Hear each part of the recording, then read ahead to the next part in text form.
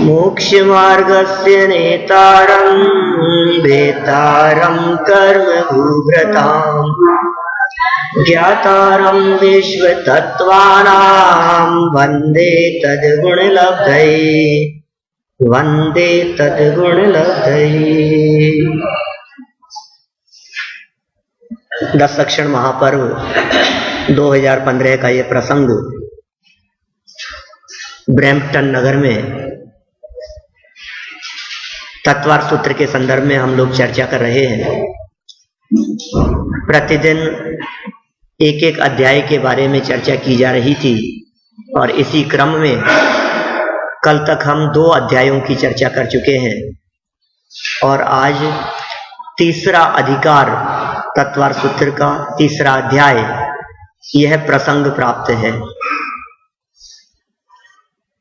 जीव तत्व का वर्णन यहाँ किया जा रहा है और कल चर्चा की थी जीव के भेद प्रभेदों के संदर्भ में, जन्म के संदर्भ में और शरीरों के संदर्भ में काफी विस्तार से चर्चा हुई। आज शिष्य ने पुनः प्रश्न किया कि आचार्य श्री, जिन जीवों की आपने बात कही है आखिर ये सब जीव रहते कहाँ हैं?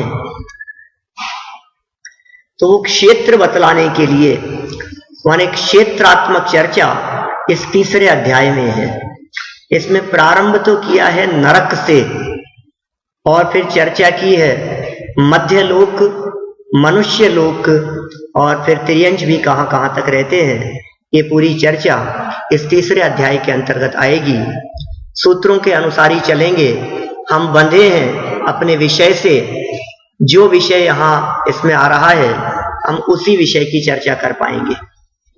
देखिए आप तीसरे अध्याय का पहला सूत्र। रत्न शर्करा वालुका पंक धूम तमो महातम है प्रभा भूमियो घनाम्बु वाताकाश प्रतिष्ठा सप्ताधोध है। इस पहले सूत्र में 7 नरक पृथ्वियों के नाम बतलाए हैं। ये नाम भी हमारे द्वारा जान लेना बहुत जरूरी है, उपयोगी है नामों को जानना भी। 7 नरक पृथ्वियां हैं, 7 नरक पृथ्वियों के नाम बतलाए। ध्यान से देखिए सूत्र को। रत्न, फिर कहा शर्करा। रत्न तो सभी जानते ही हैं, हीरे माणिक मोती आदि ये रत्न होते हैं। शर्करा माने होता है शक्कर, चीनी। फिर बालुका माने बालू मिट्टी। पंक माने होता है कीचड़। धूम धुआं। तम माने अंधकार और महातम माने घोर अंधकार। ये 7 नाम कहे और इसके बाद में कहा प्रभा। प्रभा माने रोशनी। भूमयो माने भूमियां हैं। ये 7 भूमियां हैं, ये 7 धरतियां हैं, ये 7 पृथ्वियां हैं। जिन 7 पृथ्वियों की रोशनी जैसे नाम कहे गए हैं उसी प्रकार की है। फिर कहा घनाम्बु वात आकाश प्रतिष्ठा। ये 7 ही पृथ्वियां घनी, अंबु माने जल और वात माने हवा और आकाश इनके आधार से टिकी हुई है। सप्ताह माने 7 है। अधो अधः माने एक के नीचे एक है।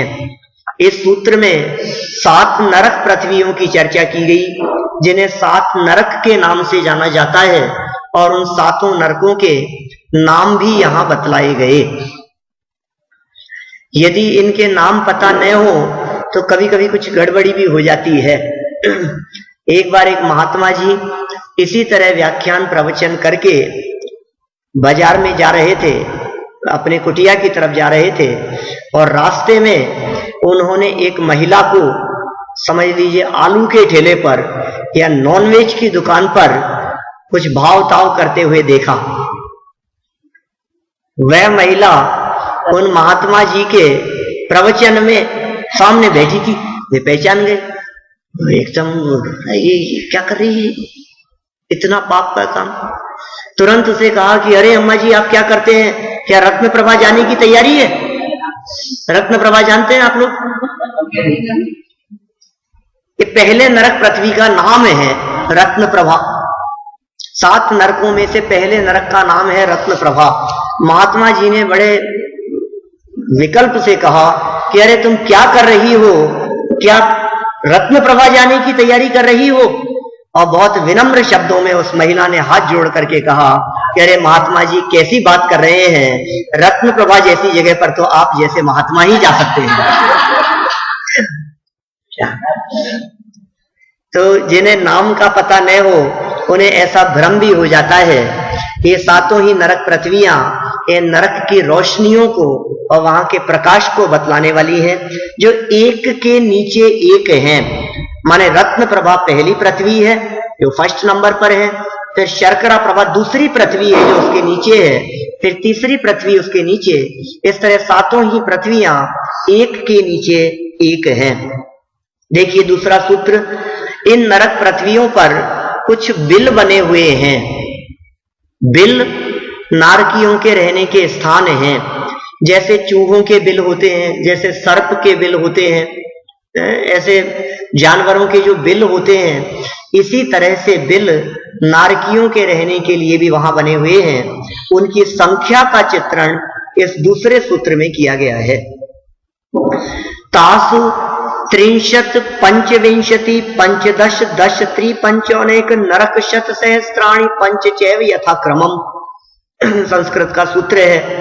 जिनेंद्र अर्चना में आपने निकाल ही लिया होगा सभी ने, 3 अध्याय का ये दूसरे नंबर का सूत्र।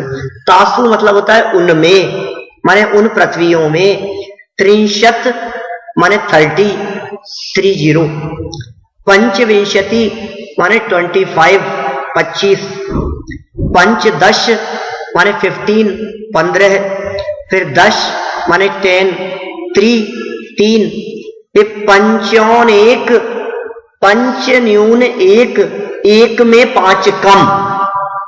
आप कहेंगे यार ये अच्छी बात है, 1 में 5 कम कैसे होंगे, 1 में से 5 कम कैसे करोगे आप? तो आगे शब्द दिया शत सहस्त्राणी। शत सहस्त्राणी मतलब होता है 100,000। 100,000 मतलब लाख।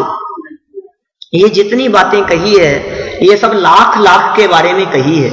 30 लाख, 25 लाख, 15 लाख, 10 लाख, 3 लाख और 1 में 5 कम का मतलब 1 लाख में 5 कम। और अंतिम पृथ्वी पर पंच चैव यथाक्रमम, अंतिम पृथ्वी पर सिर्फ 5 ही बिल हैं। इस तरह से 7 नरक पृथ्वियों पर 84 लाख बिल कहे हैं नारकियों के रहने के स्थान। उनमें बंटवारा भी उष्णता और शीत के आधार पर है। 4 नरक पृथ्वियां तो गर्म हैं और 5वीं नरक पृथ्वी पर कुछ बिलों में उष्णता है। 5वें नरक के ही कुछ बिलों में सर्दी के दुख हैं। 6वें और 7वें नरक में भी सर्दी के ही दुख हैं, वहां शीत वेदना अत्यधिक है। देखिए फिर इनका थोड़ा सा और वर्णन करते हैं नरक पृथ्वियों का। 3 नंबर सूत्र कहते हैं, नारकः नित्या शुभ तरलेश्या परिणाम देह वेदना विक्रिया। नारकः माने नरक, नित्य अशुभ तरलेश्या, नारकियों के नित्य माने निरंतर, अशुभ तरलेश्या है। लेश्याएं होती है कृष्ण, नील, कापोत, पीत, पद्म, शुक्ल, ये 6 प्रकार की लेश्याएं होती है। आप लोग अपने यहाँ नीचे जब चलेंगे, जो अपने डाइनिंग हॉल जो नीचे बना हुआ है जिन मंदिर के नीचे जो बड़ा हॉल है, वहां 6 लेश्याओं के लिए एक चित्र लगा हुआ है, बहुत अच्छा चित्रपट। तो आप लोगों ने ध्यान दिया हो तो, लेकिन कौन देखता है, अपन अपने काम करते रहते हैं। वहां 6 लेश्याओं के लिए एक चित्र दिया है। और आप लोगों ने यदि तीर्थ क्षेत्रों पर जिन मंदिरों में कभी देखा हो तो एक पेड़ दिखाया जाता है, एक वृक्ष होता है, उस ट्री पर 5 लोग उस पर से कुछ ना कुछ तोड़ रहे होते हैं और एक व्यक्ति नीचे से कुछ उठा रहा होता है। ऐसे 6 व्यक्ति आम के पेड़ पर से आम तोड़ रहे होते हैं। ऐसा एक दृश्य उस चित्र में दिखाया जाता है। वो 6 लेश्याओं का चित्र है। लेश्याएं इस जीव के परिणामों को पकड़ने के लिए है। इस जीव के परिणाम किस प्रकार के हैं, भाव किस प्रकार के हैं, उन भावों को पकड़ने के लिए 6 प्रकार की लेश्याओं का उल्लेख हमारे यहां शास्त्रों में किया गया है। कितने प्रकार के भाव होते हैं इस जीव के? बहुत प्रकार के भाव हैं, लेकिन 6 क्राइटेरिया बना दिया मोटा मोटा। ऐसा एक रूपक बना करके चित्रण किया है शास्त्रकारों ने कि 6 मित्र जंगल के रास्ते से गुजर रहे थे, भूख लग रही थी और अचानक देखा एक पेड़ आम का दिखाई दिया, और उस आम के पेड़ को देखते ही पहला व्यक्ति ये कहता है, अरे देखो आम का पेड़ दिखाई दे रहा है, मैं भी कुल्हाड़ी से पेड़ को काटता हूं, नीचे से जड़ से उखाड़, पेड़ नीचे गिरेगा और हम लोग सब आम खा लेंगे। तो ऐसा कृष्ण लेश्या वाला, कृष्ण लेश्या अत्यंत तीव्र परिणाम है जिसके सिर्फ आम खाने हैं, और परिणाम कैसे हैं कि पूरे पेड़ को उखाड़ देता हूं। दूसरा व्यक्ति ये कहता है कि नहीं नहीं बहुत भारी है, इतना बड़ा पेड़ है ये नहीं, तो एक बड़ी सी एक शाखा इसकी काट लेता हूं। वो कुल्हाड़ी लेकर के एक बड़ी शाखा को काटने के लिए ऊपर चढ़ता है। ये दूसरे प्रकार का व्यक्ति। तीसरे प्रकार का तीसरा व्यक्ति है, वो कहता है इतनी भी नहीं, एक बड़ा सा जो शाख दिखाई देती है, झुंड जहां दिखाई देता है, मैं उसे काट लेता हूं। ये 3 व्यक्ति हुए जिन तीनों की दृष्टि आम पर नहीं है, जिन तीनों की दृष्टि पेड़ पर, उसके विशाल शाखा पर और उसकी छोटी शाखा पर है।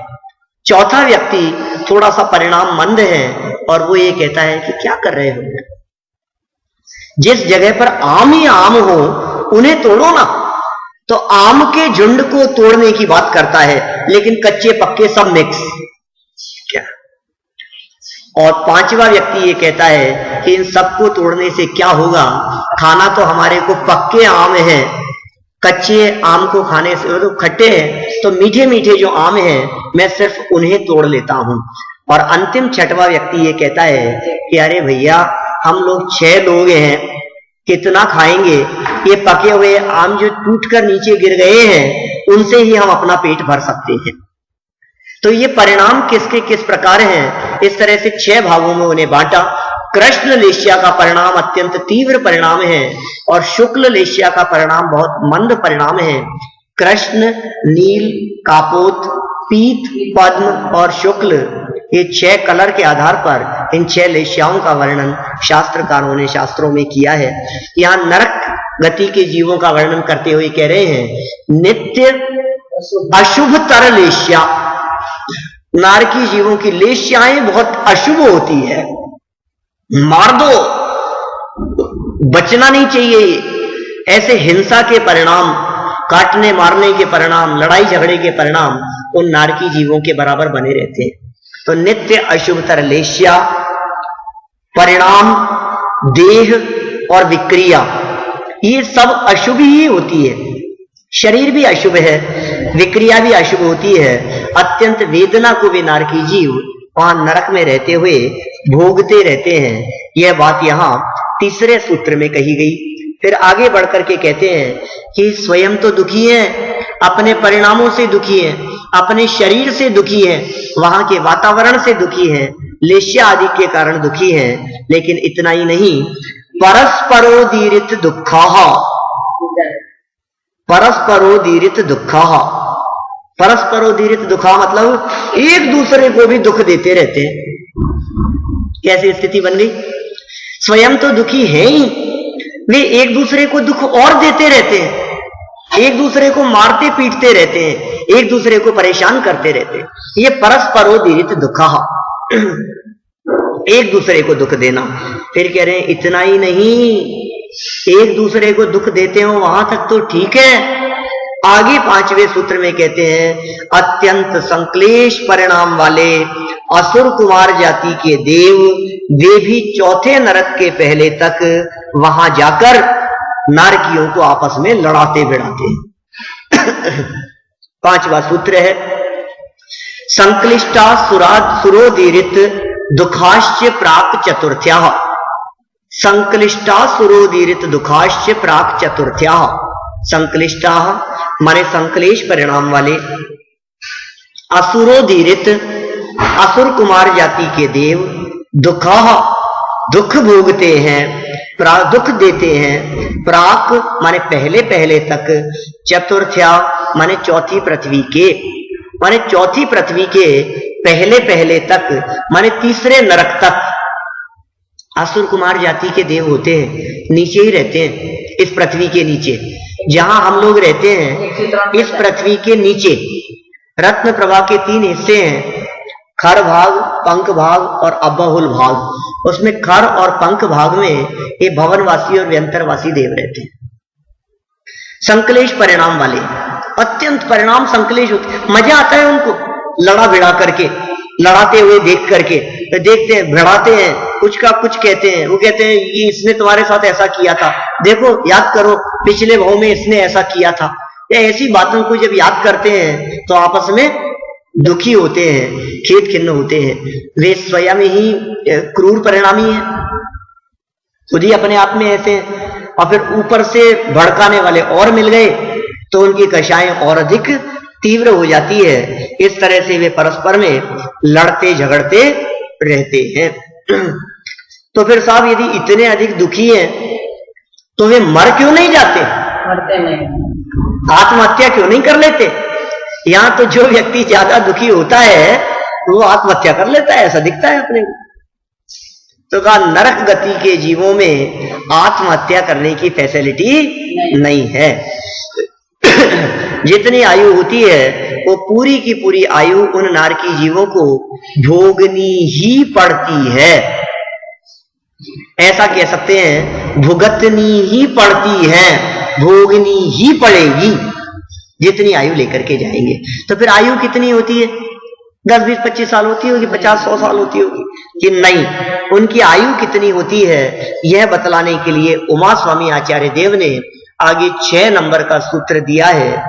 त्रेष्वेक त्रि सप्तदश सप्तदश द्वाविंशति त्रयस्त्रिंशत् सागरोपमा सत्वानाम परास्थिति। थोड़ा सा कठिन हो जाती है बात संस्कृत को समझना, इसलिए मैं भी संस्कृत की मुख्यता से बात नहीं कर रहा, सूत्र बोलता हूं और अर्थ बोल देता हूं उसका।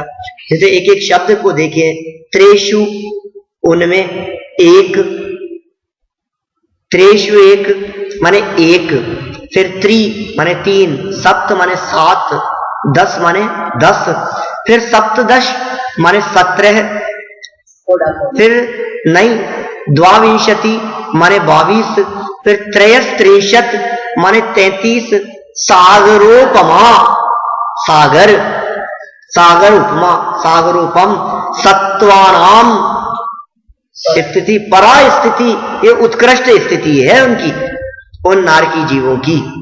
माने नरक में रहने वाले नारकी जीवों की प्रत्येक नरक की अपेक्षा से बात करें तो पहले नरक में मैक्सिमम 1 सागर, दूसरे नरक में 3 सागर, फिर तीसरे नरक में 7 सागर, चौथे नरक में 10 सागर, 5वें नरक में 17 सागर, 6वें नरक में 22 सागर और 7वें नरक में 33 सागर तक की आयु है।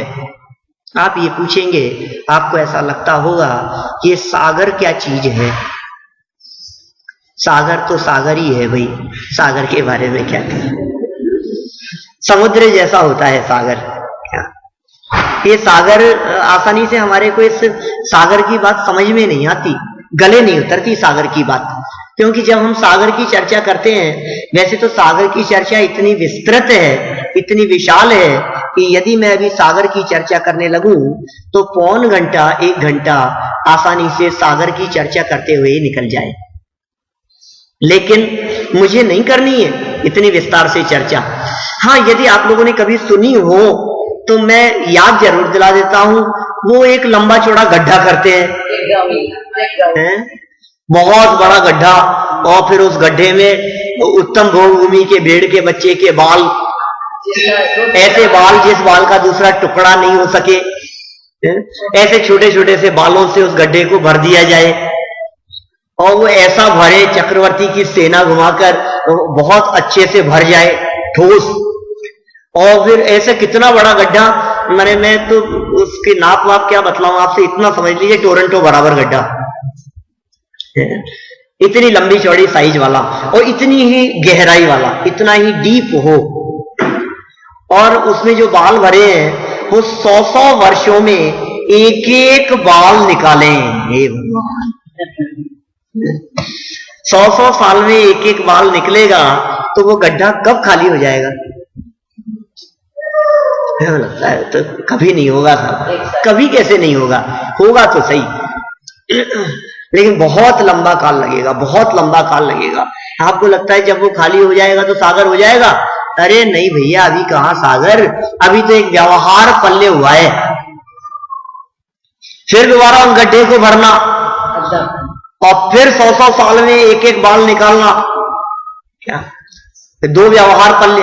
फिर गड्ढे को भरो और 100 साल में एक एक बाल निकालो, फिर खाली हो जाए तो फिर भरो, फिर 100 साल में एक एक बाल निकालो, फिर भरो, फिर खाली करो, फिर भरो, फिर खाली करो, फिर भरो, फिर खाली करो। अरे भरना खाली करना नहीं है, 100 साल में एक एक बाल निकालना है। और ऐसा करते हुए था, अब तो हो गया होगा सागर, ये क्या बात कर रहे हो, अभी तो 8 व्यवहार पल्ले हुए हैं। ऐसे बढ़ते बढ़ते जब असंख्यात व्यवहार पल्ले हो जाएं तो एक उद्धार पल्ले होता है। फिर वही गड्ढा भरो खाली करो, भरो खाली करो, और असंख्यात व्यवहार पल्ले फिर हो जाएं तो 2 उद्धार पल्ले होते हैं। फिर गड्ढा भरो खाली करो, भरो खाली करो, असंख्यात बार हो जाएं तो 3 उद्धार पल्ले होते हैं, 4 उद्धार पल्ले, 5 उद्धार पल्ले, 6 उद्धार पल्ले। ऐसे बढ़ते बढ़ते जब असंख्यात उद्धार पल्ले हो जाते हैं तो एक अद्धा पल्ले होता है, अभी भी सागर नहीं क्या। और फिर वहीं से शुरू करते करते क्या, असंख्यात व्यवहार पल्ले, असंख्यात उद्धार पल्ले, फिर 10 कोड़ा कोड़ी अद्धा पल्ले जब व्यतीत होते हैं तब जाके होता है एक सागर। क्या? अरे आप लोगों में से कई लोग कह रहे होंगे ये सब काल्पनिक बातें हैं, ये झूठी बातें, ऐसा भी होता है क्या? ऐसा एक सागर, अरे ऐसे एक सागर की नहीं, ऐसे 7वें नरक की मैक्सिमम आयु कितनी कही? 33 सागर, 33 सागर की आयु है 7वें नरक की मैक्सिमम आयु। अनेक बार हम लोग गए हैं 7 नरकों में और हमने सागरों की आयु भोगी है, भोगती है। भरोसा नहीं होता, हमारे को विश्वास नहीं होता, हमें ऐसा लगता है अरे बेकार की बातें सच में बेकार की बातें लगता है, ऐसा काल्पनिक बातें। मैं एक छोटा सा एग्जांपल देता हूं आपको। एक बार क्या हुआ, आप जानते हैं निगोदिया जीवों की आयु कितनी होती है? निगोदिया जीव, आपने सुनी होगी वो छेड़ाला की लाइन, एक श्वास में 8-10 बार, जन्म्यो मर्यो भर्यो दुख भार। निगोदिया जीव श्वास के 18वें भाग जन्म मरण होता है, एक श्वास के 18वें भाग जन्म मरण करते हैं। और श्वास कितना बड़ा होता है? श्वास मतलब एक स्वस्थ व्यक्ति के धड़कन को धड़कने में जितना समय लगे, 1 मिनट के अंदर 72 टाइम्स, 1 मिनट में 72 बार, माने लगभग 0.25 सेकंड में 1 बार, 3/4 सेकंड में 1 बार। अगर इतने टाइम में 18 बार जन्म मरण हो जाता है। मैं आपको ले चलना चाह रहा हूं निगोदिया जीवों की सभा में। ऐसे ही क्या हुआ, एक बार निगोदिया जीवों की सभा लग रही थी, सारे निगोदिया लोग बैठे हुए थे उसके अंदर, और उनमें से कोई एक विद्वान निगोदिया बैठ के माइक लेके प्रवचन कर रहा था। और वो निगोदिया जीवों को समझाता है कि भाइयों आप लोगों को पता है ये मनुष्य गति के लोगों की आयु कितनी होती है? तो उनमें से एक आदमी ने बोला खड़े होकर हाथ ऊंचा करके कि हाँ सुना तो है, कोई वर्षों वर्षों में होती है। तो 2-4 कहने लगे कि वर्ष वर्ष क्या होते हैं, हमारे तो समझ में नहीं आता, पंडित जी समझाओ ना थोड़ा सा। तो उस निगोदिया जीव ने समझाना शुरू किया कि अरे देखो ऐसा सुनो, अपन लोगों की जब 25 पीढ़ियां बीत जाती है ना, लगभग 24-25 जनरेशन जब अपनी बीत जाती है, तब होता है 1 सेकेंड। क्या बात कर रहे हो? 24-25 पीढ़ियां बीत जाए तब कि यहां तब होता है 1 सेकेंड, और ऐसे 25 पीढ़ियां फिर बीत जाएं, उसके बाद फिर 24-25 पीढ़ियां बीत जाएं, उसके बाद फिर इतनी पीढ़ियां बीत जाएं। ऐसा करते करते जब 60 बार ऐसा हो जाता है तो होता है 1 वर्ष। अरे नहीं कहा वर्ष, तो चुप रहे, अभी तो 1 मिनट हुआ है। और फिर दोबारा शुरू करना वहीं से, अपनी जितनी उम्र है उससे 25 गुना ज्यादा, और फिर इतना होने पर हुआ 1 सेकंड, और फिर उससे 60 गुना ज्यादा तो हुआ 1 मिनट, और ऐसा 1 मिनट एक बार, 1 मिनट दूसरी बार, 1 मिनट तीसरी बार, 1 मिनट चौथी बार, ऐसे बढ़ते बढ़ते जब 60 मिनट हो जाते हैं तो फिर बोला कोई एक बीच में से कि साहब सब तो एक बार, अरे अभी तो चुप रहे, तो 1 घंटा हुआ है अभी। फिर ऐसे बढ़ते बढ़ते कहां तक पहुंचाएंगे सोचो आप।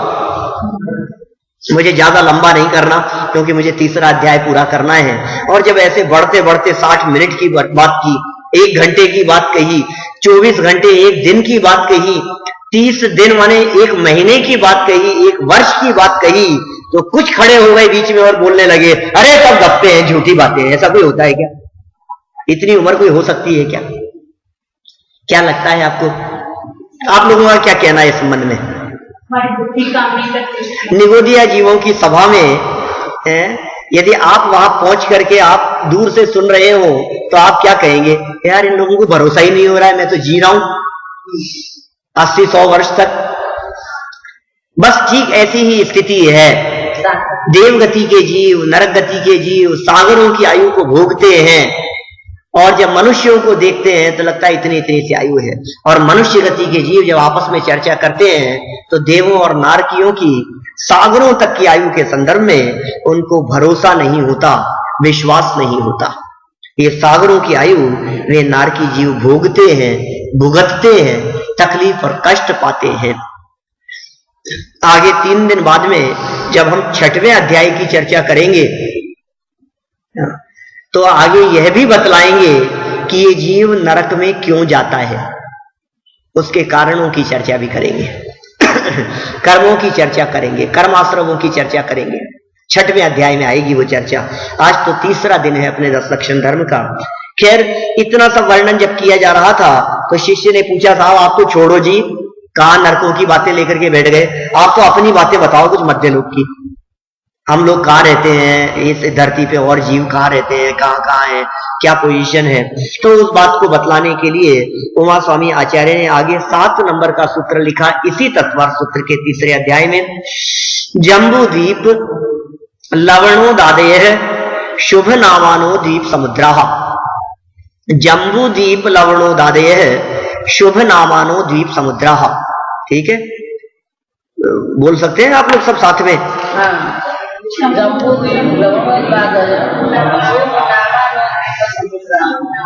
चलिए कोई बात नहीं, कठिन है थोड़ा सा। जम्बू द्वीप माने जम्बू नाम का द्वीप, लवण उदधि लवणोदि लवणोद आदय। जम्बू नाम का तो द्वीप और लवण नाम का समुद्र आदि, ऐसे बहुत सारे शुभ नामानो अच्छे नामों वाले द्वीप समुद्रा, द्वीप और समुद्र हैं। बहुत सारे हैं ऐसे द्वीप और ऐसे समुद्र बहुत सारे हैं। उनमें से पहले द्वीप का नाम था जम्बू नाम का द्वीप। क्या ये जो सामने चित्र दिखाई दे रहा है ना आपको, लेफ्ट साइड कॉर्नर ऊपर जम्बू द्वीप लिखा है, वो सबको दिखाई दे रहा होगा। माने ये जो चित्र हमारे सामने दिखाई दे रहा है ये जम्बू द्वीप का चित्र है और इसे चारों तरफ से घेरे हुए ये लवण नाम का समुद्र है। चारों तरफ समुद्र है ये जम्बू द्वीप के चारों तरफ। पर्पल कलर में यदि आपको दिख रहा हो तो लवण समुद्र लिखा हुआ है चारों तरफ। इस सर्किल के चारों तरफ लिखा हुआ है लवण समुद्र। ये शुभ नाम वाले ऐसे कितने द्वीप समुद्र हैं इस धरती पर, इस मध्य लोक में? तो कहा असंख्यात द्वीप और असंख्यात समुद्र हैं। कैसी है उन सबकी रचना और कैसा उनका विस्तार है, यह बतलाने के लिए आगे वाला सूत्र दिया, 8 नंबर सूत्र। द्वीर द्वीर विष्कंभ, द्वीर द्वीर विष्कंभ पूर्व पूर्व परिक्षेपिणो वलयाकृतयः। द्वीर द्वीर माने दुगना दुगना विस्तार, विष्कंभ दुगना है, वलय व्यास दुगना दुगना है। पूर्व पूर्व परिक्षेपिणो, पूर्व पूर्व की अपेक्षा से वलय आकृति है, गोलाकार घेरे हुए हैं। माने जिन असंख्यात द्वीपों और समुद्रों की यहां चर्चा की जा रही है, ये असंख्यात द्वीप और समुद्र गोलाकार हैं और दुगने दुगने विस्तार वाले हैं। कहने का मतलब सबसे पहला जम्बू द्वीप, उसे चारों तरफ से घेर कर लवण नाम का समुद्र है। हम लोग सभी जम्बू द्वीप में ही रहते हैं। ये जम्बू द्वीप का विस्तार भी बहुत है। अभी पूरी चर्चा काफी विस्तार से ये जम्बू द्वीप की संरचनात्मक बातों के आधार पर करने वाले हैं। जम्बू द्वीप बहुत बड़ा एरिया है। उस जम्बू द्वीप के एक छोटे से हिस्से में जहां भरत क्षेत्र है और जहां आर्यखंड है, उस आर्यखंड में हमारी पृथ्वी है, हमारा ग्लोब जिसे हम कहते हैं, अर्थ जिसे हम कहते हैं, वो अर्थ वो जम्बू द्वीप के भरत क्षेत्र के आर्यखंड में है। पूरी दुनिया माने जैन दर्शन के हिसाब से दुनिया बहुत बड़ी है, बहुत विस्तृत है, जिसे हम लोग अर्थ कहते हैं। इस अर्थ के अतिरिक्त भी और बहुत सारे क्षेत्र ऐसे हैं जिन क्षेत्रों पर मनुष्यों की बस्तियां हैं, जहां मनुष्य लोगों के निवास स्थान हैं, जहां मनुष्य लोग रहते हैं। ये वैज्ञानिकों के लिए शोध खोज का विषय है। ये जो बातें कही गई है, ये बातें किसी साइंटिस्ट के माध्यम से नहीं कही गई। ये बातें किसी रिसर्च के माध्यम से नहीं कही गई, किसी लेबोरेटरी के माध्यम से या किसी सूक्ष्मदर्शी दूरदर्शी यंत्र से देख करके नहीं कही गई है। ये बातें कहीं सैटेलाइट से पिक्चर लेकर के बतलाई गई हो, ऐसा नहीं है। ये जो बातें कही गई है, ये वीतरागी संतों के अंतरंग चिंतन और गहराई से निकली हुई बात है। ये सर्वज्ञ परमात्मा जो साक्षात वेदी पर विराजमान है, ऐसे तीन लोक के नाथ जिनेंद्र देव के दिव्य ज्ञान और केवल ज्ञान में झलकी हुई बातें हैं, जिन बातों की सत्यता में किसी भी प्रकार की शंका की गुंजाइश नहीं है। हमें शंका नहीं करना चाहिए। बहुत से प्रश्न खड़े होते हैं, मुझे मालूम है, जब ये चर्चा, जब ये विषय मैं चलाता हूं तो बहुत से लोग ये कहते हैं कि इन बातों का क्या आधार है, और ये तो हमें दिखती नहीं है। और कभी कभी तो ऐसा भी होता है कि जब इन विषयों को यहाँ पढ़ाया जाता है, बताया जाता है, तो बहुत सारे लोग तो गूगल पर जाकर सर्च करने लगते हैं, कहाँ है जम्बू द्वीप, कहाँ है सुमेरु पर्वत, कहाँ है पंचमेरु, कहाँ है नंदीश्वर द्वीप, कहाँ है विदेह क्षेत्र विद्यमान 20 तीर्थंकर, सीमंदर आदि विद्यमान 20 तीर्थंकर जहां मौजूद हैं, वो क्षेत्र कहाँ है। और फिर वे नेट पर सर्च करते हैं और फिर उनको कुछ मिलता नहीं है या कुछ का कुछ मिलता है। लोग कहते हैं चलो पंडित जी बैठो हमारे साथ में, हम दिखाते हैं आपको गूगल अर्थ है, और फिर उसमें दिखाएंगे। आप चाहें तो आपको यहाँ ये ब्रैम्पटन का मंदिर दिखा सकते हैं, हम आप जो चाहें वो चीज सर्च कर सकते हैं, पूरी दुनिया दिखती है, लेकिन आपका सुमेरु पर्वत तो हमें कहीं नहीं दिखता, आपके सीमंदर भगवान और समूह शरण तो हमें कहीं नहीं दिखते। लेकिन भाई ये बातें तो केवल ज्ञानियों के द्वारा कही गई है। जो बातें आप कहते हो हमें उन बातों के ऊपर भरोसा है, लेकिन जो हम कहते हैं ये बातें उससे भी और अधिक विस्तृत है, माने और भी विशाल है। बिल्कुल सीधा सा तर्क मैं देता हूं कि आपका यदि बीच में कहीं लगा हुआ हो, सीसीटीवी कैमरे लगे हुए हों, तो जितनी हाइट पर लगे हुए होंगे वो उतना ही एरिया कवर कर पाएंगे। तो यदि सैटेलाइट के माध्यम से आपको जो अर्थ दिखाई देती है, तो वो जितनी हाइट पर होगा उतने ही एरिया को कवर कर पाएगा। लेकिन उससे भी ऊंची हाइट पर जाकर के देखा जाए तो और अधिक विस्तार है इस दुनिया का। ये दुनिया बहुत बड़ी है। ये बातें सर्वज्ञ भगवान के ज्ञान में झलकी है। तो कैसा है जम्बूद्वीप? उस जम्बूद्वीप का आकार और विस्तार आगामी सूत्र में बतलाते हैं। देखिए, विश्वास तो हमारे को करना पड़ेगा इन बातों पर, क्योंकि अनगिनती बातें हैं जो बातें सिर्फ विश्वास के आधार पर ही जचती है। विश्वास नहीं होगा तो सब बेकार है। ये जो भगवान है ना, जो सामने वेदी पर विराजमान है, ये सिर्फ विश्वास के आधार पर ही भगवान है। आपको यदि विश्वास नहीं है तो स्टैच्यू है, पाषाण है, पत्थर है, और आपको विश्वास है तो ये पत्थर नहीं है, ये भगवान है। सिर्फ विश्वास ही है जो पाषाण की प्रतिमा को भगवान बना देता है, पत्थर की मूर्ति को। तो विश्वास जरूरी है। नहीं तो देखो, आप तर्क करने के लिए तो बहुत लोग हो सकते हैं जो ऐसी बातें करें आज के समय में कि साहब ये आदिनाथ को तो हम नहीं मानते।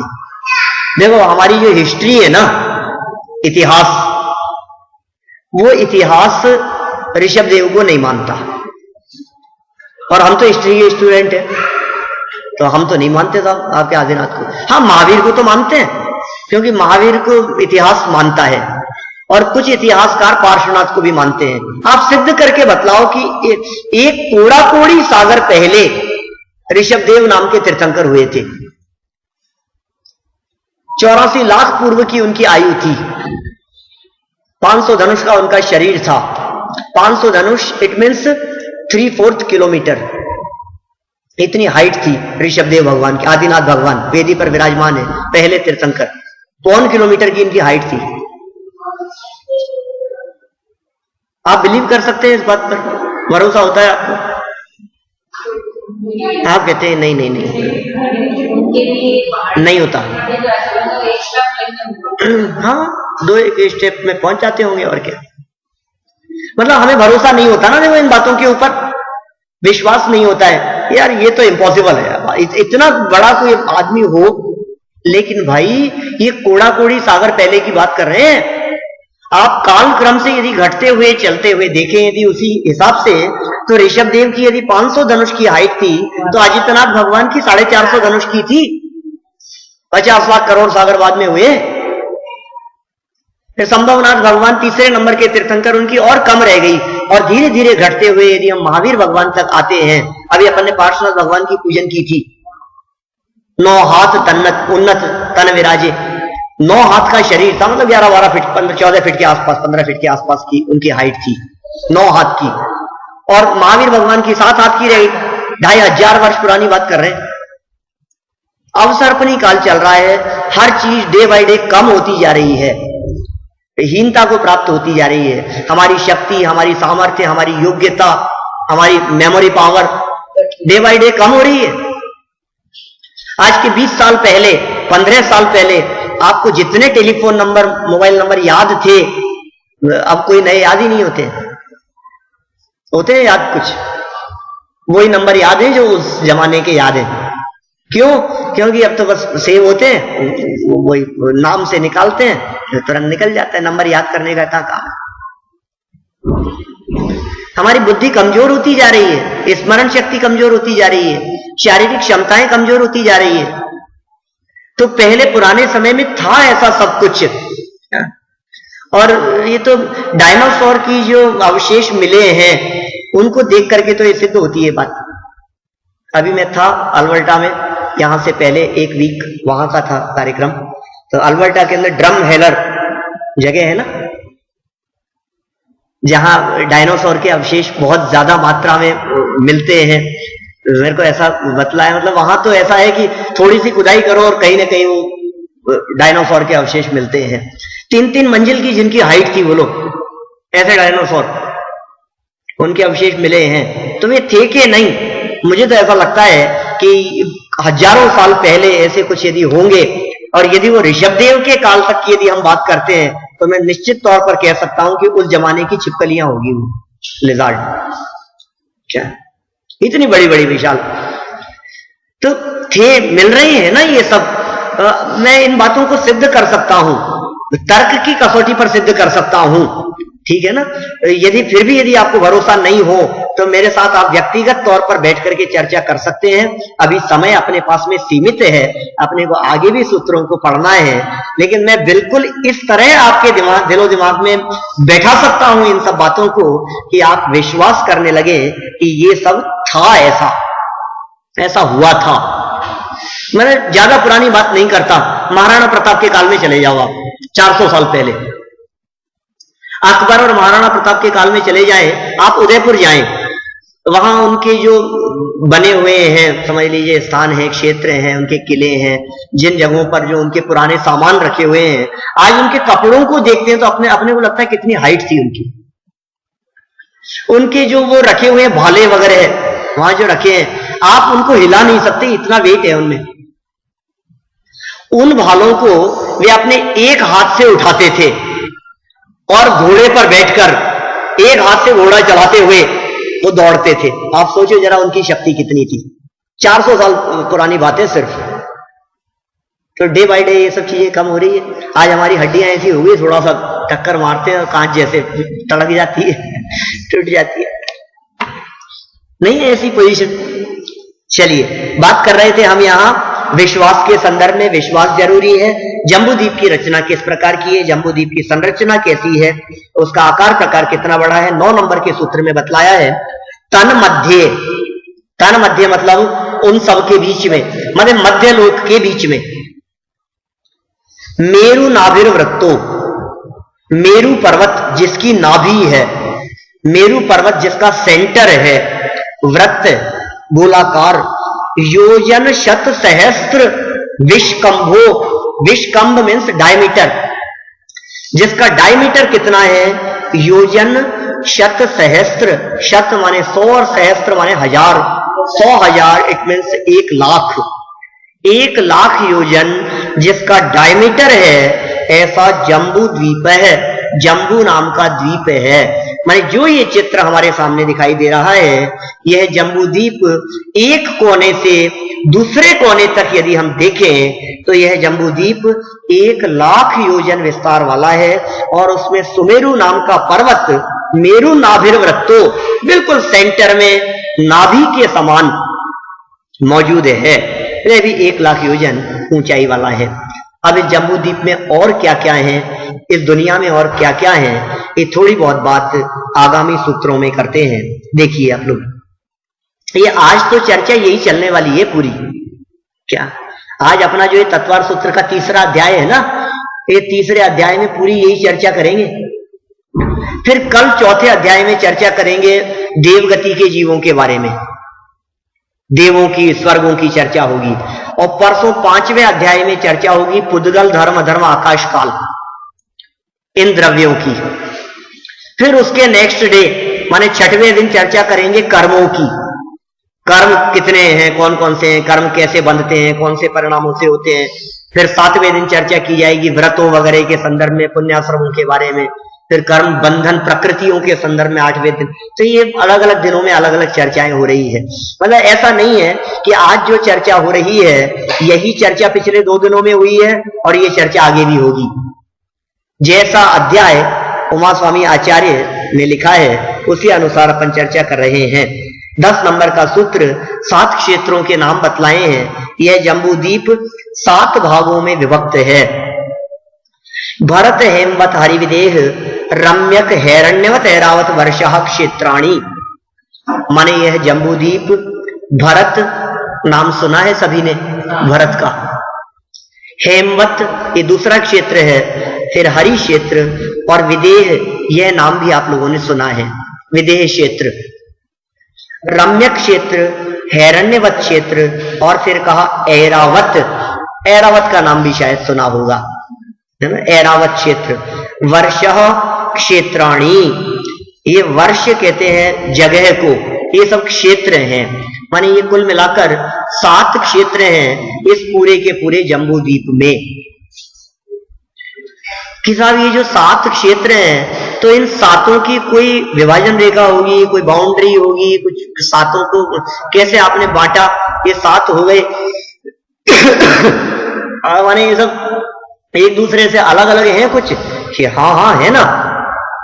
11 नंबर सूत्र तद विभाजन है, उनको विभाजन करने वाला, पूर्व अपर, पूर्व अपर आयता, पूर्वापर आयता माने पूर्व से पश्चिम तक फैले हुए, हिमवन महाहिमवन निषध नील रुक्मी शिखरिणो वर्षधर पर्वतः, पूर्व से पश्चिम तक फैले हुए 6 महापर्वत हैं। हिमवन, महाहिमवन, निषध, नील, रुक्मी और शिखरी। इधर पूर्व है और इधर पश्चिम है। पूर्व से पश्चिम तक फैले हुए ऐसे 6 महापर्वत आपको वहां खड़े होकर के देखेंगे तो दिखाई देगा। इतने बड़े हॉल में और इतनी दूर रखे हुए चित्र पर मुझे तो नहीं दिखता भैया, मेरी तो कमजोर है, शायद आप लोगों को भी नहीं दिखता है ना, कोई बात नहीं। तो विशेष जानने की जिज्ञासा इच्छा हो तो खड़े होकर के वहां देखिएगा, है ना, तो समझ में आएगी और बातें। 6 पर्वत हैं, इतना तो समझ में आ गया, और 6 पर्वत पूर्व से पश्चिम तक फैले हैं, तो 6 पर्वत बीच में डाल दिए गए तो 7 हिस्से हो गए और जम्बूद्वीप के, इतना यहां कहना चाहते हैं। 6 पर्वतों के नाम बतलाए हैं। अब आगे सूत्र में इन 6 पर्वतों के कलर बतलाते हैं। हेमार्जुन, तपनीय, वैडूर्य, रजत, हेममया। हिमवन नाम का पर्वत, महाहिमवन नाम का पर्वत, फिर निषद, नील, रुक्मी और शिखरी, ये 6 ही पर्वत हेम माने स्वर्ण, गोल्डन कलर का, अर्जुन माने चांदी, तपनीय माने तपाए हुए स्वर्ण कलर के, वैडूर्य मणि उस कलर का, रजत और हेममया माने ये 6 अलग अलग प्रकार के कलर बतलाए हैं, जिन कलर्स के ये पर्वत हैं। ठीक है, वैसे तो मैं तो ये कहता हूं कि ये पर्वत ही इस कलर के नहीं है, इस मय है, हेममया, ये उस मय है, ऐसे शब्द का प्रयोग किया है। लेकिन क्या करें भाई, हमारे को पचती नहीं है वो बात कि सोने का पर्वत होगा, चांदी का पर्वत होगा, तो इसलिए कलर मान लो। टीकाकारों ने भी कलर ही व्याख्या की है, क्या करें। लेकिन बहुत सुंदर तर्क है आगे वाले सूत्र को देख के लगता है, मणि विचित्र पार्श्वा ऊपरी मूले च तुल्य विस्तारा। ये जो पर्वत हैं ये विचित्र प्रकार की मणियों से, मणि विचित्र पार्श्वा, विचित्र प्रकार की मणियां, पार्श्वा माने दोनों साइड, ऊपरी मूले ऊपर और नीचे, ऊपर से नीचे तक, तुल्य विस्तारा एक समान विस्तार वाले हैं। माने ये जो पर्वत हैं ये पर्वत नीचे से ऊपर तक एक समान विस्तार वाले हैं, और इन पर्वतों के दोनों साइड में मणियां जड़ी हुई है, ऐसा कह रहे हैं। माने ये जो पर्वत कहा गया है, इस पर्वत के दोनों साइड में मणियां जड़ी हुई है, 6 ही पर्वतों में। तो इतने सिंपल सी बात मुझे कहनी है कि जिन पर्वतों के दोनों साइड में मणियां जड़ी हुई हो, वो पर्वत पत्थर के तो नहीं हो सकते, ठीक है ना, धातु के हो, ये बात कुछ जचती है हमारे को। चलिए और बतलाते हैं इन पर्वतों के ऊपर क्या है। तो कहते हैं इन पर्वतों के ऊपर तालाब है। देखिए आगामी सूत्र, पद्म, महापद्म, तिंगिच्छ, केसरी, महापुंडरीक, पुंडरीका, हरदास्ते, शामुपरी। पद्म, महापद्म, तिंगिच्छ, केसरी, महापुंडरीक और पुंडरीक। हृदय, हृदय है, हृदय है, होद है, सरोवर है, तालाब है। तेषाम ऊपरी, उन सबके ऊपर, माने उन पर्वतों के ऊपर ये क्या है, सरोवर बने हुए हैं उन पर्वतों के ऊपर, टॉप पर, शिखर पर। हाँ देखिए अब वो तालाब की लंबाई चौड़ाई बतलाते हैं। प्रथमो योजन सहस्त्रायामस्त दर्द विष्कंभो हृदय। प्रथमो माने पहला सरोवर, वो कैसा है, योजन सहस्त्र, 1000 योजन, आयाम और तद अर्ध योजन सहस्त्र आयाम। आयाम तो था उसका 1000 योजन, तद अर्ध उसका आधा, विष्कंभो, विष्कंभ माने पूर्व पश्चिम तो 1000 योजन है और उत्तर दक्षिण उससे आधा विष्कंभ है, माने 500 योजन वो आधा है उसका। हृदय सरोवर माने 1000 योजन लंबे और 500 योजन चौड़े वे सरोवर हैं। 10 योजनावगाह है, 10 योजन की गहराई है। 1000 योजन लंबे, 500 योजन चौड़े और 10 योजन की गहराई वाले वे सरोवर हैं। तन मध्य योजनम पुष्करम, और उन सरोवरों के मध्य में योजनम, 1 योजन विस्तार वाले पुष्करम, पुष्कर है माने कमल है, 1 योजन विस्तार वाले वहां कमल है। 1 योजन मतलब आप समझ लीजिए, अपनी आधुनिक भाषा में यदि मैं कहूं तो कह सकता हूं 12 किलोमीटर। 1 योजन, छोटे हैं ये कमल जो है ना, पृथ्वी का एक है, 12 किलोमीटर का 1 योजन होगा। तो 12 किलोमीटर बड़ा एक कमल का फूल कितना विशाल होगा, आपको लगता है क्या है? लेकिन पता है क्या कह रहे हैं आगे जो 2 सूत्र हैं उनसे आपको क्लियर होगी बात। तद द्विगुण द्विगुणा हृदय पुष्कराणी च, तद माने उससे, द्विगुण द्विगुणा, दुगुना दुगुना, हृदय माने सरोवर, और पुष्कराणी च पुष्कर, सरोवर और कमल आगे आगे दुगने दुगने होते गए हैं। माने पद्म सरोवर पहला सरोवर था 1000 योजन लंबा, 500 योजन चौड़ा, 10 योजन गहरा, अब उससे दुगना हो गया महापद्म, उससे दुगना हो गया तिगिच्छ, बस यहीं तक। अब ये कह रहे हैं ये जो सरोवर बतलाए, अभी देखो अपन कहां तक आ गए, वापस देखना, थोड़ा ध्यान देना, वापस ध्यान दीजिए।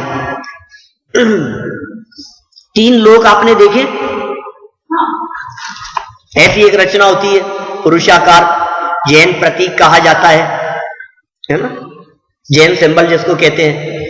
उस 3 लोक में सेंटर में है मध्य लोक, उस मध्य लोक में चौकोर है वो मध्य लोक, उसमें असंख्यात द्वीप और समुद्र है गोलाकार।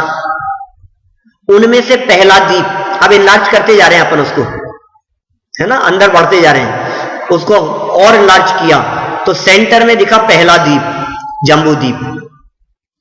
अब ये जो जम्बू द्वीप था इसको और इनलार्ज करो तो जम्बू द्वीप में 6 पर्वत, 7 क्षेत्र हो गए। वो जो पर्वत बतलाया था उस पर्वत के ऊपर सरोवर, सरोवर जो है उस सरोवर में एक है कमल, और कमल के ऊपर कह रहे हैं तन निवासिन्यो देवी श्री हृदय कीर्ति बुद्धि लक्ष्मी पल्लियों में स्थित है। ऐसा सामान्य परिषद का देवियां रहती है। मैंने वो जो कमल बतलाया अभी मैंने 12 किलोमीटर का आपको 1 योजन का, तन मध्य योजनम पुष्करम जो उमा स्वामी आचार्य ने कहा था, ये कह रहे तन निवासिन्यो देवी है, उनमें देवियां रहती है। क्या नाम है देवी का? सबसे पहली देवी का नाम क्या है? श्री देवी। हंस रहे हैं आप लोग। आपके कनाडा में तो नहीं है कोई श्री देवी? इंडिया की याद है सबको, नाम है उसका, श्री नाम की देवी है पहली देवी।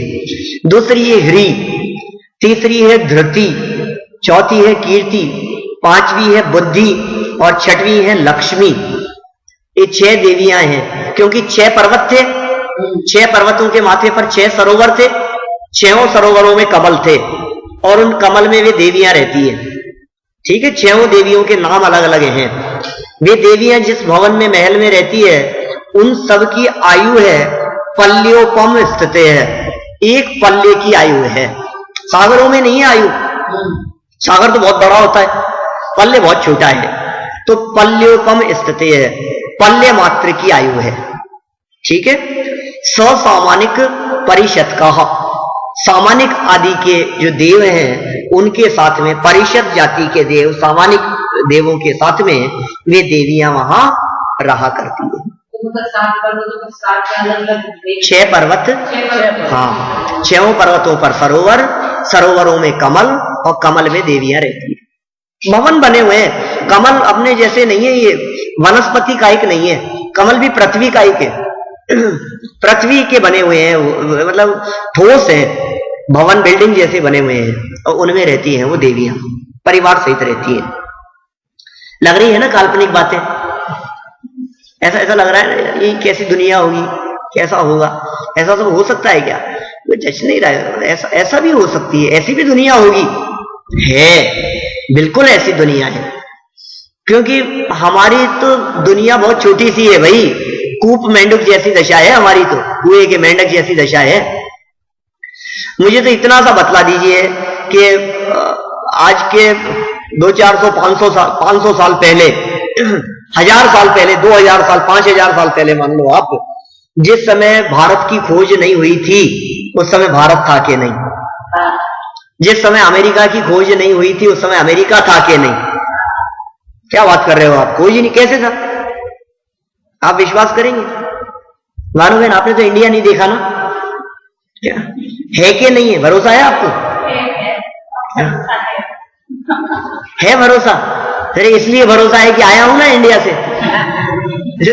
और लोग तो आए हुए हैं ना सब यहां। माने देखो आप, मतलब जो चीज हमारे द्वारा देखी गई नहीं हो उसके ऊपर विश्वास करना कठिन होता है। बस ऐसे ये चीज हमारी देखी हुई नहीं है, लेकिन देखी हुई नहीं होने मात्र से ऐसा नहीं कहा जा सकता कि वो है नहीं। अच्छा चलो, मैं ये कहता हूं आपसे, आधुनिक बात करता हूं। अभी साल भर पहले करीब मलेशिया एयरलाइंस का विमान गायब हो गया था। सुनिए सबने घटना, साल भर हो गया करीब उस घटना को। 2-4 महीने तक न्यूज़पेपर में वो घटना आती रही, रोजाना खबरें आती रही, नहीं मिला नहीं मिला नहीं मिला, पता नहीं कहां चला गया। तो मैं आपसे कहता हूं, वो इनविजिबल हो गया था, अदृश्य हो गया था? अदृश्य तो नहीं हुआ था, लेकिन दृष्टि से ओझल हो गया था। दिखना ही तो बंद हो गया था ना, संपर्क टूट गया था ना, इतना ही हुआ ना। अच्छा, वो यदि 4-6 महीने तक मिला नहीं तो कहीं ना कहीं होगा कि नहीं होगा? ये बताओ मुझे, आपका क्या मानना है? जो लोग उस विमान में बैठे थे वो एकदम गायब हो गए? गायब नहीं है, ऐसा दिख नहीं रहे, मिल नहीं रहे, न मालूम कहां होंगे। जहां भी होंगे, मरे होंगे तो उनकी डेड बॉडीज भी होगी कहीं ना कहीं, इसी दुनिया में होगी, धरती पे होगी, समुद्र में होगी, कहीं किसी जगह पर होगी, मिल नहीं रही है। मतलब इतनी डेवलप होने के बावजूद भी आज की साइंस उस चीज को पकड़ नहीं पाई। सोचिए आप, इसका मतलब हजारों बातें ऐसी है जो साइंस की पकड़ से बाहर है। बोलो, ब्लैक होल पता नहीं, बरमूडा ट्रायंगल पता नहीं। तो आप पूछो, ऐसे प्रश्नों के जवाब ही नहीं है साइंस के पास में। साइंस कहां से जवाब देगी? अरे मैं तो कहता हूं, साइंस से पूछो आत्मा, तो कहता हम आत्मा नहीं मानते। अरे मैं बैठा हूं, आत्मा इस देह में मौजूद है। तो नहीं, लेबोरेटरी में जांच करो आत्मा होती है कि नहीं होती है। अरे देह में है ना ये जानने देखने वाला तत्व। साइंस से पूछो ये मरने के बाद में क्या होता है, कहां चले जाता है, ये हुआ क्या कि सारे इंस्ट्रूमेंट्स ने काम करना बंद कर दिया? तो वैज्ञानिक कहेंगे पता नहीं सर, ये तो बस मर गया, बस ये तो ऊपर वाला कुछ है, बस कुछ नहीं।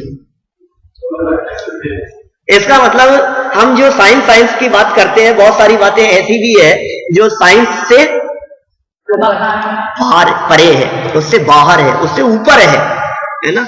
ये सारी बातें इसी प्रकार की बातें हैं, विश्वास करना पड़ेगा। चलिए, कहां थे अपन? सरोवरों पर। उन्हीं सरोवरों से बढ़ते हैं आगे। सरोवरों से बह रही है नदियां, 14 नदियां बहती है उन सरोवरों से। ये आगामी सूत्र में उसी का उल्लेख किया। गंगा सिंधु रोहित रोहितास्या हरित हरिकांता सीता सीतोदा नारी नरकांता स्वर्ण रूपे कुला रक्ता रक्तोदा सरित तन्मध्य गाहा। क्या कहा? गंगा, ये सब नाम है उनके, 14 नाम बतलाए हैं सिर्फ। गंगा, सिंधु, रोहित रोहितास्या, हरित हरिकांता, सीता सीतोदा, नारी नरकांता, स्वर्णकूला, रूप्यकूला, रक्ता और रक्तोदा। ये 14 नाम बतलाए गए। ये 14 नाम बतला करके कहा सरित, सरिताएं हैं, सब नदियां हैं। क्या है? तन मध्य गाह, उनके मध्य में। किनके मध्य में? कि उन क्षेत्रों के मध्य में बहती है। 7 क्षेत्र कहे थे, 14 नदियां हैं, एक एक क्षेत्र में 2-2 नदियां बहती है। चलिए, कैसी है ये नदियां? तो कहा 14 नदियां हैं, द्वयोर द्वयो पूर्वा पूर्वगाह, 2-2 के जोड़े से है ये नदियां। द्वयोर द्वयो, 21 नंबर सूत्र, ठीक है। द्वयोर द्वयो, 2-2 हैं, पूर्वा पूर्वगाह, और पहले वाली पूर्व दिशा में है। मतलब गंगा सिंधु 2 का जोड़ा है, तो गंगा पूर्व दिशा में है और सिंधु पश्चिम दिशा में। ऐसा इस तरह से धीरे धीरे बढ़ाइए उसको। द्वयोर द्वयो, 2-2 के जोड़े से है, पूर्वा पूर्वगाह, पहले वाली पूर्व दिशा में है। शेषास्वपर्गः, और दूसरे वाली दूसरी दिशा में है, विपरीत दिशा में है। ठीक है, शेषास्वपर्गः। फिर चलिए, इन नदियों का विस्तार भी बहुत है और ये नदियां भी बहुत विशाल है, इनकी सहायक सहयोगी नदियां भी बहुत कही गई है। आगे वाला सूत्र 23 नंबर, चतुर्दश नदी सहस्त्र परिवृत्ता गंगा सिंधु मादेव नद्य है। चतुर्दश नदी माने 14 नदी, सहस्त्र माने हजार, माने 14,000 नदियां, गंगा सिंधु मादेव नद्य है, परिवृत्ता माने परिवार नदियां, गंगा सिंधु नदियों की परिवार 14,000 नदियां हैं, जो उनके सहयोगी के रूप में साथ में बहती हैं। गंगा सिंधु से निकल करके बहने वाली नदियां 14,000 नदियां।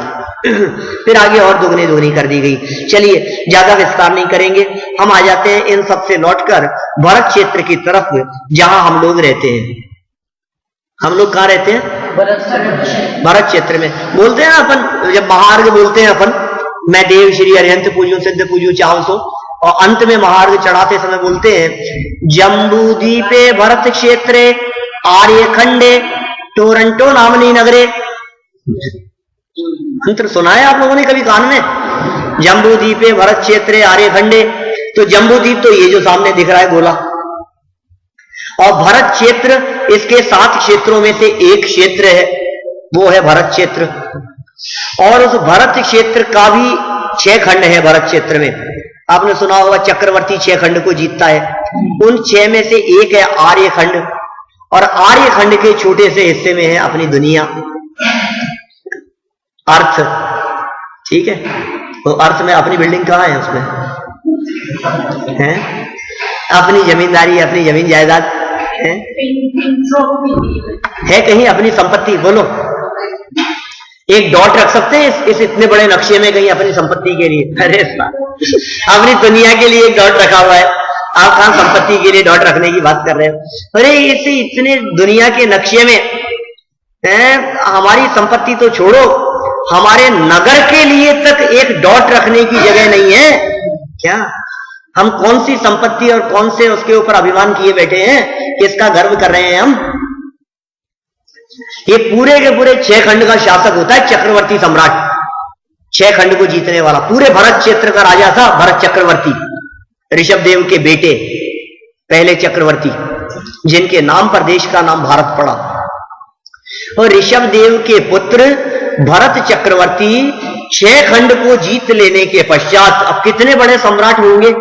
आज की दुनिया तो बहुत छोटी सी है, इतने बड़े सम्राट जब 6 खंड को जीत करके अपना नाम लिखने के लिए गर्व से पहुंचे वहां वृषभाचल पर्वत के ऊपर, कि अपना नाम बड़े बड़े अक्षरों में लिखेंगे वहां स्वर्ण अक्षरों में, कि मैंने 6 खंड को जीता है, इतना बड़ा सम्राट हूं मैं, मेरे जैसा कोई दूसरा नहीं होगा।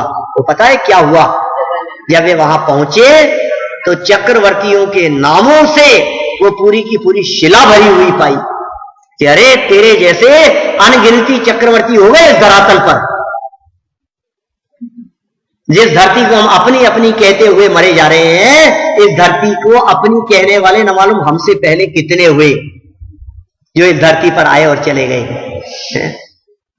नहीं हुए? बोलो, पहले कौन था, फिर कौन था, फिर कौन था? इस काल का कोई स्टार्टिंग है कि नहीं? इस समय से धरती इस समय से शुरू हुआ था, उसके पहले कुछ नहीं था।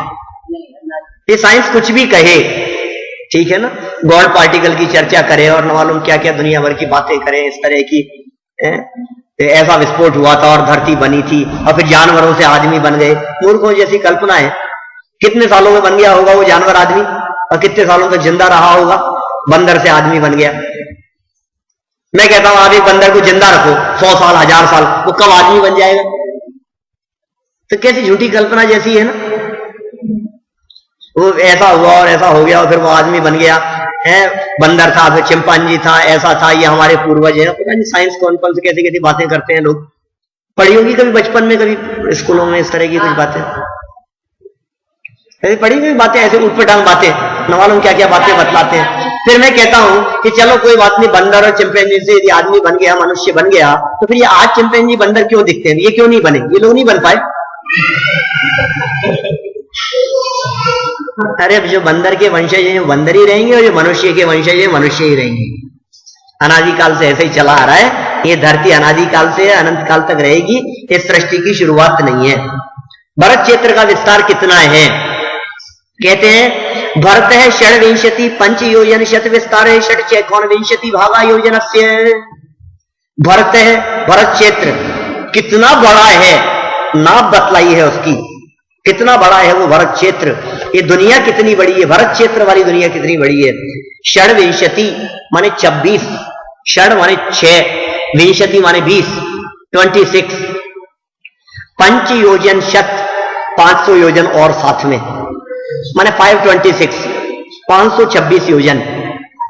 विस्तार है, विस्तार षट 6 और 1 विंशति भागा, 6 के 19 भाग करो माने 6/19 भागा योजन से, इतना योजन। सीधा सीधा सा अर्थ है भरत क्षेत्र का विस्तार नॉर्थ साउथ भरत क्षेत्र कितना है 526 सहित 6/19 योजन का विस्तार है भरत क्षेत्र का। आगे के क्षेत्रों के विस्तार उससे दुगने दुगने हैं। इसे बतलाया तद द्विगुण द्विगुण विस्तारा वर्षधर वर्षाविधेयांता, माने भरत क्षेत्र से दुगना विस्तार है। तद द्विगुण माने दुगना, द्विगुण विस्तारा दुगना दुगना विस्तार है। वर्षधर, वर्षधर कहते हैं पर्वतों को और वर्षा कहते हैं क्षेत्र को। माने ये जो 7 क्षेत्र थे ना और 6 पर्वत थे, तो प्रत्येक पर्वत और उससे दुगना क्षेत्र और उससे दुगना पर्वत, ये सब विदेह क्षेत्र तक माने सेंटर वाला जो दिखाई दे रहा है वहां तक दुगना दुगना करते हुए है। और फिर कहा उत्तरः दक्षिण तुल्यः, आगे वाला सूत्र उत्तरः माने उत्तर दिशा में, दक्षिण तुल्यः दक्षिण के समान है। मिरर इमेज है, बिल्कुल हाफ पोर्शन जैसा नीचे है बिल्कुल ठीक वैसा का वैसा मिरर आपको उस साइड दिखाई देगा। जैसा साउथ में है वैसा नॉर्थ में है। जैसा भरत क्षेत्र है यहां फर्स्ट, वैसा लास्ट में ऐरावत क्षेत्र है। जैसा हिमवन पर्वत है वैसा लास्ट में शिखरी पर्वत है। ऐसा बिल्कुल पास में खड़े होकर के देखेंगे तो सब बातें समझ में आएगी। उत्तरा दक्षिण तुल्य, उत्तर दिशा में दक्षिण के समान है, ऐसा ये कहना चाह रहे हैं भाई। ये तो एक्चुअल में क्या है, तो सूत्र हैं। व्याख्याकारों ने बहुत व्याख्या की है और डिटेल में समझना हो तो बहुत लंबा टाइम चाहिए इन सब विषयों को समझने के लिए। क्या इन सारे विषयों का विस्तार करते हुए 300 पेज में तो एक बुक लिखी है मैंने, अब 300 पेज में लिखी है। जब ये विषय हमने चलाया हमारे सभा में तो 6 महीने चला डेली चलते हुए, माने कितने करीब 200 दिन तक चला है ये विषय। रोजाना चले तो 200 पीरियड चाहिए और आपने वो कितने में खत्म करना है? एक पीरियड में। तो फास्ट चलना ही पड़ेगा, पर क्या करें। देखो कहते हैं विस्तार भरत क्षेत्र का और वापस बतलाते हैं नहीं, और काल की चर्चा की, बहुत सुंदर चर्चा, बहुत मार्मिक चर्चा। भरत ऐरावत और वृद्धि रासो षट समयाभ्याम उत्सर्पिणी वसर्पिणीभ्याम।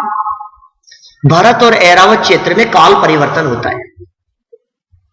पहले पहला काल था, फिर दूसरा काल था, फिर तीसरा काल था। इन तीनों कालों में भोग भूमि थी। फिर चौथे काल में तीर्थंकर आदि हुए अपने अजितनाथ से आगे।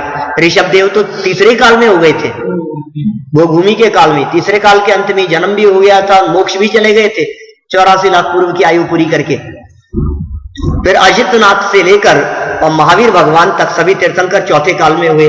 और फिर महावीर भगवान के भी निर्वाण जाने के पश्चात 3 वर्ष 8 महीने और 15 दिन बाद ये पंचम काल शुरू हुआ, जो अभी चल रहा है।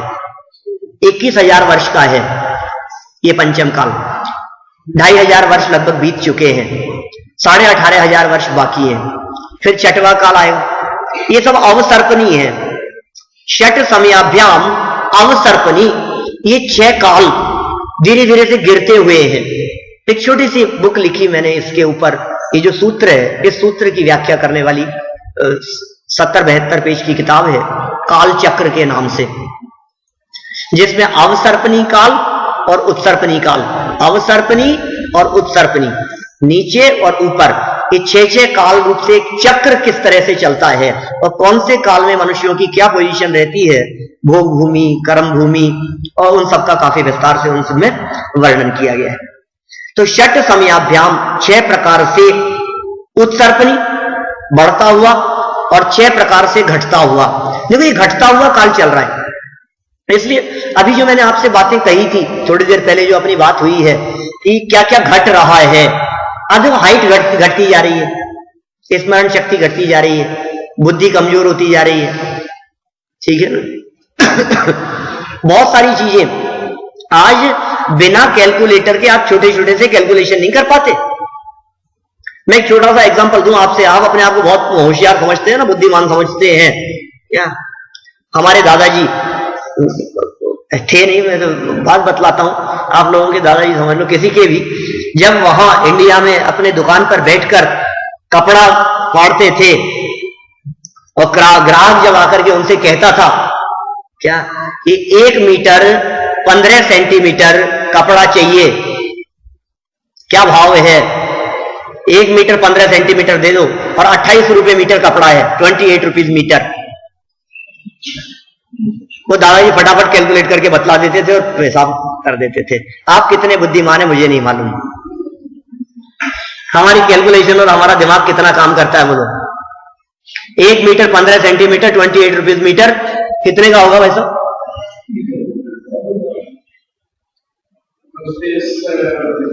32 31 कुछ होगा। मैंने वो हमारे कैलकुलेशन ही नहीं, बिना कैलकुलेटर के, और कैलकुलेटर लेकर के भी करेंगे तो हो सकता है आपको 2-5-10 मिनट लग जाए उसको निकालने में। हमारा दिमाग काम नहीं करता था, मीटर, फिर कितने मीटर में कितने सेंटीमीटर होते हैं, फिर कितना क्या होता है, फिर इतना ये होगा, फिर इतना ये है, सोचते रहो, दिमाग लगाते रहो। मतलब समझ में आ रही है उनकी बुद्धि और हमारी बुद्धि में कितना फर्क है। वो लड्डू खाते थे तो 4-4 5-5 लड्डू देसी घी के ऐसे खा जाते थे, और आप एक पूरा खाते हैं तो कहते नहीं कोलेस्ट्रॉल डाइजेस्ट नहीं होगा। मतलब समझ में आ रही है उनकी पावर। वो 5-5 10-10 किलोमीटर ऐसे पैदल चल लेते थे और ऐसे दौड़ते थे, हम उनकी चाल से चल नहीं सकते, और हमको तो एक क्रॉसिंग पर आगे नेक्स्ट क्रॉसिंग पे जाना हो तो गाड़ी देखते सोचते 2 कदम पैदल नहीं चला जाता हमारे से। तो हमारी शक्ति ये क्या हो रहा है, कम हो रहा है। ये सब अवसर्पणी काल चल रहा है। ये 6 काल ऐसे हैं जो गिरते हुए काल हैं, और 6 काल ऐसे हैं जो बढ़ते हुए काल हैं। तो बढ़ते और गिरते हुए 6 प्रकार से भरत और ऐरावत क्षेत्र में इस प्रकार से काल का परिवर्तन होता है। 27 नंबर सूत्र हो गए, भरत और ऐरावत की बात कही। 28 नंबर, ताभ्याम परा भूमियो वस्थितः।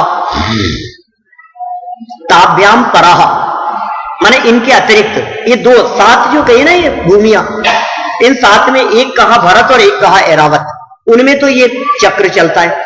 और बाकी जो भूमियां हैं उनमें काल परिवर्तन नहीं होता। उनमें जैसे लोग हैं, जितनी हाइट है, जितनी उम्र है, लगभग उसी हाइट और उसी एज ग्रुप के लोग जन्म लेते हैं और अपना जीवन यापन करते हैं।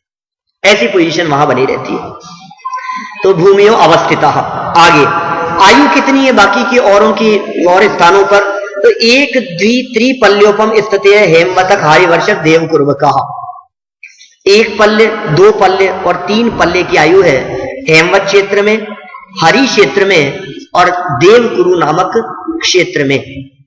ये भोग भूमियों के क्षेत्र है। दूसरा क्षेत्र था हेमवत, तीसरा क्षेत्र था हरि, ठीक है ना, हेमवत हरि। और देवकुरु नाम का एक क्षेत्र है विदेश क्षेत्र के अंदर, बीच का पोर्शन है जहां देवकुरु और उत्तर कुरु नामक उत्तम भोग भूमियां हैं। तो ये बात कर रहे हैं हेमवत और हरि क्षेत्र और देवकुरु की। वहां क्या स्थिति है, 1 पल्ले 2 पल्ले और 3 पल्ले की मनुष्यों की आयु है। भोग भूमि का क्षेत्र है। भोग भूमि माने कल्प वृक्षों से होती है वहां सारी व्यवस्थाएं, इसी धरती पर हो रही है। बोलो आप, आज की तारीख में भी ऐसे स्थान है जिन स्थानों पर मनुष्य गति के जीव रह रहे हैं, यहां कल्प वृक्षों से व्यवस्थाएं हो रही है।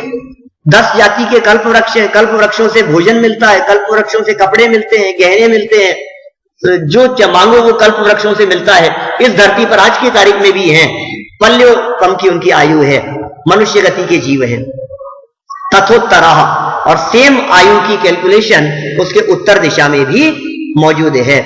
विदेहेषु असंख्येय कालः, और विदेह क्षेत्र में संख्यात वर्षों की आयु है। असंख्यात नहीं, विदेहेषु संख्येय कालः, विदेह क्षेत्रों के अंदर रहने वाले मनुष्य और तिर्यंच संख्यात वर्षों की आयु वाले होते हैं। ठीक है, आगे देखिए, अपन खत्म करते हैं, बस 2-5 मिनट और लगेंगे, ज्यादा से ज्यादा 5-7 मिनट और लगेंगे, और इतना टाइम तो अपन ले ही सकते हैं अभी 1 बजे से ऊपर, इतना तो चला ही सकते हैं। देखिए, तो क्या कहा, विदेह क्षेत्रों में कितनी कितनी आयु हो गई, संख्यात वर्षों की, हजारों वर्षों के अंदर भी आयु होती है।